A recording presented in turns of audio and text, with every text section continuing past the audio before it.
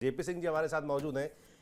JP जी, मैं आपसे जानना चाहता हूं कि हम अभी जो तमाम ट्वीट पढ़ के सुना रहे थे अरविंद केजरीवाल का, अमित शाह का, मल्लिकार्जुन खड़गे का, उसके अलावा हम देख ही रहे हैं कि प्रधानमंत्री आज प्रयाग जाने वाले हैं, तो उसका भी अपना एक संदेश है। तो सभी लोग कहीं ना कहीं दिल्ली की वोटरों को संदेश देने में, लुभाने में लगे हुए, अपने अपने सबके मुद्दे हैं। सुबह से वोटिंग जारी है और जैसे जैसे मुझे लगता है दिन चढ़ेगा वोटिंग परसेंटेज बढ़ता जाएगा। सुबह हल्की से ठंड भी रही है, धूप निकल आई है, तो मुझे लगता है लोग तेजी से बाहर निकलेंगे। हम मुद्दों की बात कर रहे थे, आपको क्या लगता है आज कौन से मुद्दे प्रभावी रहने वाले हैं? सभी सबसे पहले तो आपको नमस्ते।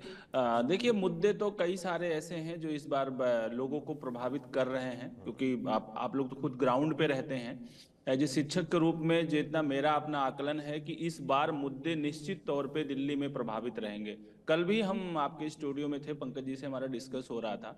मुझे ऐसा लगता है कि दो प्रमुख मुद्दे इस बार दिल्ली में जरूर रहेंगे, क्योंकि देखिए हमें समझना होगा कि राजनीति सिर्फ उन लोगों के साथ ही नहीं किया जाता है जिनको केवल फ्री के मुद्दे कुछ दिखाई देते हैं। मैं इस बात को मानता हूं कि दिल्ली में ऐसे मुद्दे प्रभावी रहे हैं, खास करके आम आदमी पार्टी के साथ। लेकिन दिल्ली में ऐसे लोग भी रहते हैं जिनके लिए फ्री मुद्दों के साथ साथ कुछ और मुद्दे भी प्रभावी तरीके से उनको नजर आता है। इस बार मुझे लगता है दो सबसे प्रमुख प्रभावी मुद्दा दिल्ली में जरूर रहेगा, ऐसा मेरा अपना आकलन है। एक, दिल्ली की हवा, दिल्ली की जो एयर क्वालिटी है वो, जी और दिल्ली की एयर क्वालिटी के साथ साथ दिल्ली में यमुना की सफाई, और तीसरा मुद्दा जो प्रमुखता से शायद रहना चाहिए, मुझे ऐसा लगता है, वो साफ पानी है, मतलब जी ड्रिंकिंग वाटर की क्वालिटी भी है।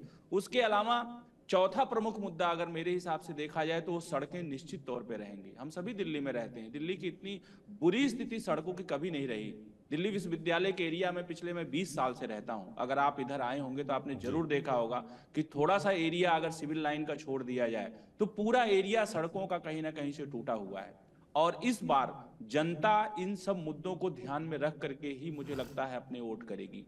दूसरी बात, मैं आपको एक बात और भी बताना चाहता हूं कि इस बार आप देखिएगा निश्चित तौर पे, क्योंकि सुबह 7 बजे से वोटिंग स्टार्ट हो गया है और शाम तक चलेगा।